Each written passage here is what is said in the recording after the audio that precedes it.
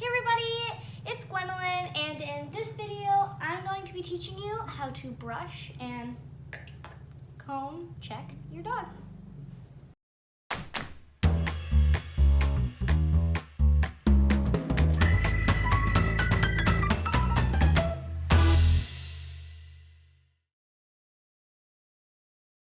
Hey everybody, it's Gwendolyn, and I just want to thank you guys so much for all of your support. I love you guys. I just need you to know that if you're following my videos, you're doing it at your own risk. Any people, pets, objects that are hurt or harmed, I cannot be held responsible. Now that that's over, let's go have some fun. So I have these two slicker brushes here, and I'm going to use this smaller one for brushing her because she's not that big of a dog. And by the way, for all the tools in this video and to personalize your pup's tools are down in the link below, where I made a video on all the possible tools you could possibly need for brushing your dog. So depending on your size of dog is going to depend on how you're going to hold your dog to brush them. So for like a super small dog, you could probably hold them in your lap and brush them. But even then, at some points, you're probably going to need to have them stand up. This way you can brush them thoroughly and correctly. But for small dogs, you can have in your lap. And then today with Mama, we trained her so she stands on this very low table here. And then we have this non-slip mat that she stands on too, so she can't slip, which is literally from our bathroom. So whatever works for you, whether maybe you can find a comfortable spot for your dog. So you always have to use a spray, a conditioning spray, whether your dog is double coated or single coated like her. It does not matter what size, it does not matter. You always have to use a conditioning spray because if you don't, it can really damage the coat. So here I'm going to show you how I use my conditioning spray.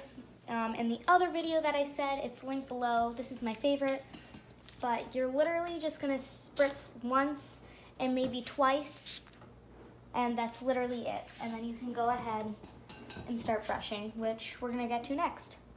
Another thing is you just want it to be damp. The coat should just be damp to the touch, not wet. So when you're brushing your dog, you need to brush them a certain way. So on single coated dogs, like her, for instance, a poodle, a dog that does not shed, you can brush any way you'd like. As an example, you can brush down, you can brush up, you can brush sideways. You can brush any way you'd like. But on a double-coated dog, you only can brush the way the hair grows. So, for instance, if we pretend she's a double-coated dog, the hair would be growing this way, the hair would be growing this way, the hair would be growing this way on all those particular spots. So you're going to take your deshedding tool or even a brush, and you're going to brush the way of the hair.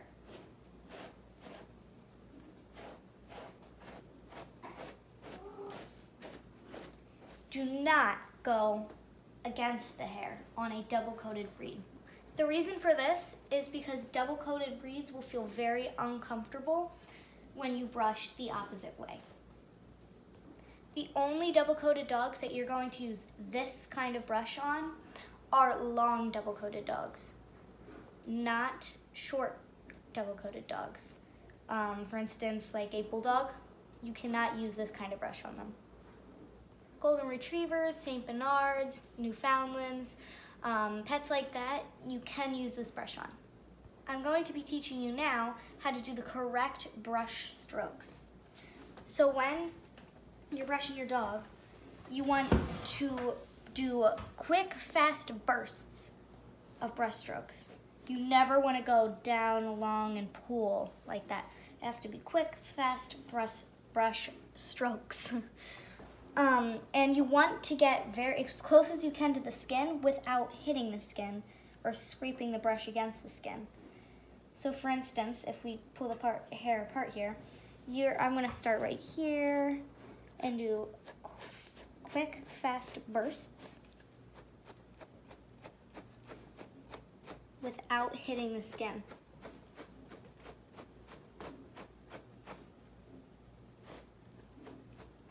now I'm going to show you how to comb check.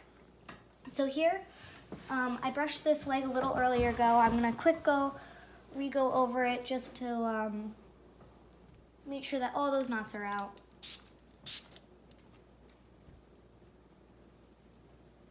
All right, so now I'm gonna teach you how to comb check. I just brushed this leg not too long ago, but I'm gonna quick go over it. It was just sprayed, by the way. Just to make sure it's good enough. Now, I typically like to go in the direction of the hair usually.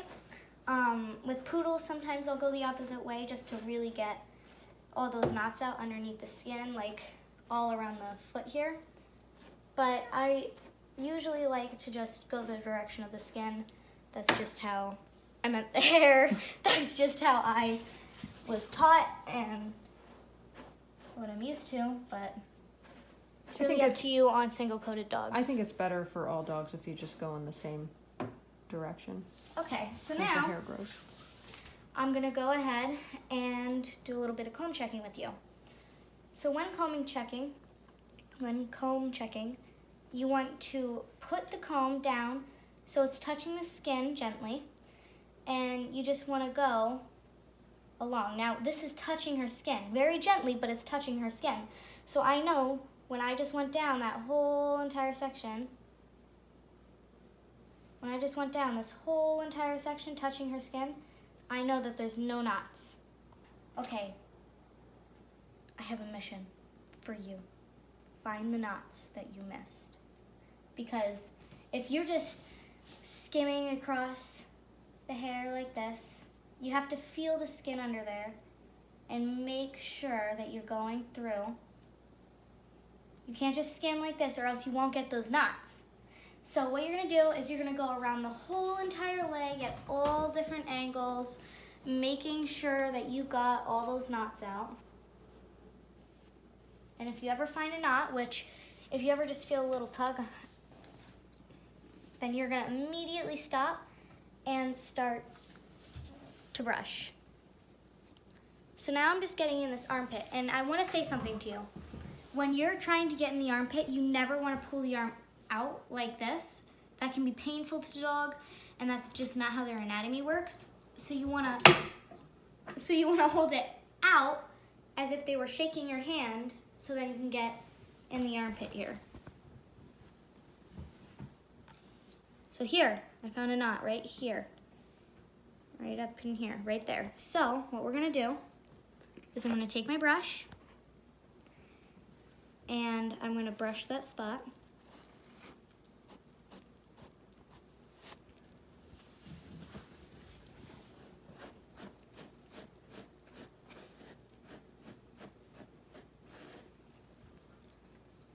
Take my comb.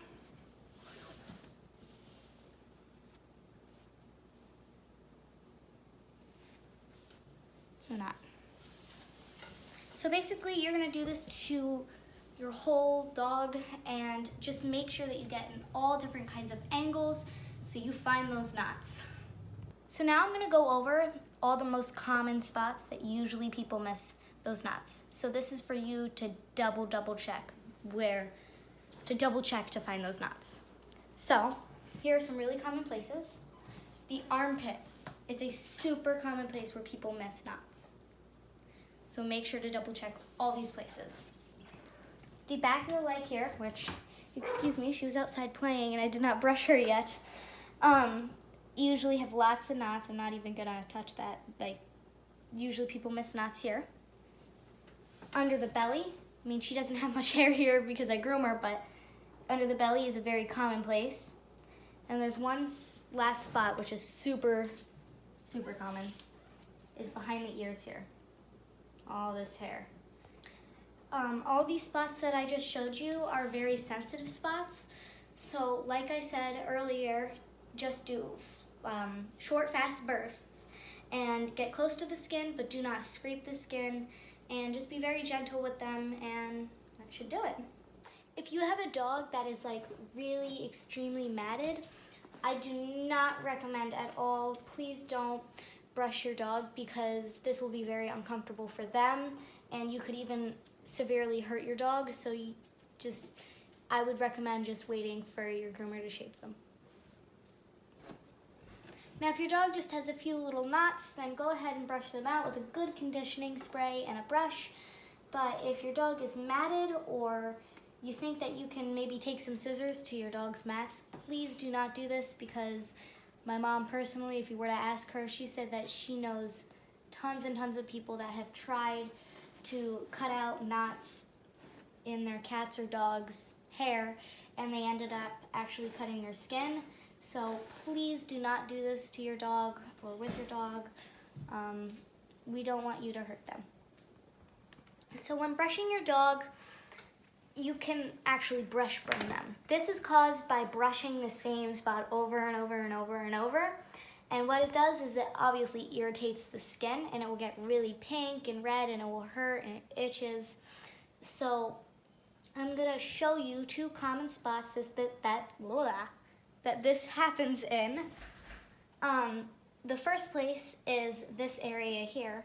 And actually how it happens is when you're brushing down like this and you start to curve, you don't even know, but these bristles are going into the skin here as I'm curving down. And people tend to go over and over and over, and even just one wrong move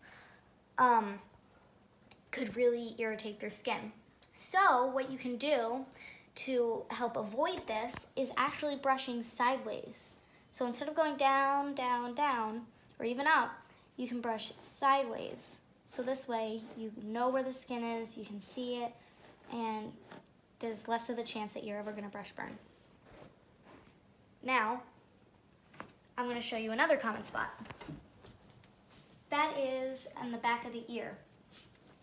So right here, as I said in the last clip, there tends to be a lot of knots back here. So people tend to be like, I need to get these knots out, and brush burn the dog by going over the same spot and same spot over and over again.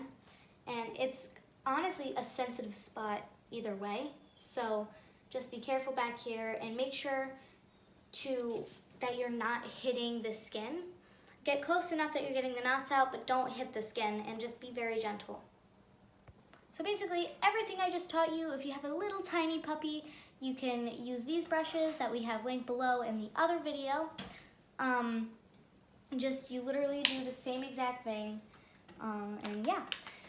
So basically, everything I just taught you in this video, you can do with either a super big dog or a super tiny dog. We have these 2 different kind of brushes that you can use on your pups. These are great. You can use the same way I just taught you. And if you don't have a poodle or a poodle mix, I would say, I really would suggest brushing with the hair. It's just, I feel like it's more comfortable for them either way. Okay, so I just taught you how to brush your single-coated dogs and your long double-coated dogs.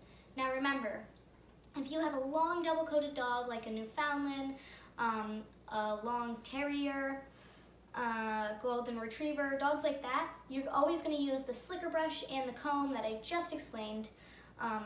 That's how you're going to brush your dog.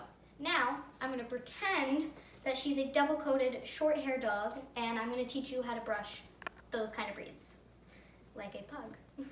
Anyway, so how you're going to begin is I have this rubber blue brush here. We really recommend it. There's another video, like I said, in the link below of where you can buy this. But I'm basically just going to be doing the same exact rule that I had earlier, which is just go the way of the hair. So I see a lot of people going up because it tends to go, because it tends to get more hair out, but you really should not do that. Like I said, that's really not comfortable for them. So go only the way of the hair. And then there's also techniques that I've seen people do, which is where they circle. But when you're circling, at a certain point, you're still going up. So against the hair. And like I just said, don't do that. So you're just gonna simply go the way of the hair. Now, you can also irritate this dog's skin with even this brush or any kind of deshedding tool. So same rule as always, don't go over and over in the same spot. That will irritate their skin. You can go over the same spot multiple times, right? Yeah, right. But just not in a row? Especially using this tool, but just not in a row. Not in a row, roughly, or anything like that. Just, you can, you know, and then move on. Just keep the tool moving, and you should be fine. So that's gonna be how you brush your double-coated, short-length breed, like a pug. I even suggest using a little bit of conditioner spray. You can even use that. That's good for the hair. That can help. But I think that's gonna wrap it up. All right, me and Mama, we're so happy to teach you guys how to brush your dog correctly. Right, Mama? Oh, Mama! She was happy. Thank you so much. Please like, subscribe, and follow me if you haven't already. And I'll see you guys next time. Love you. Bye.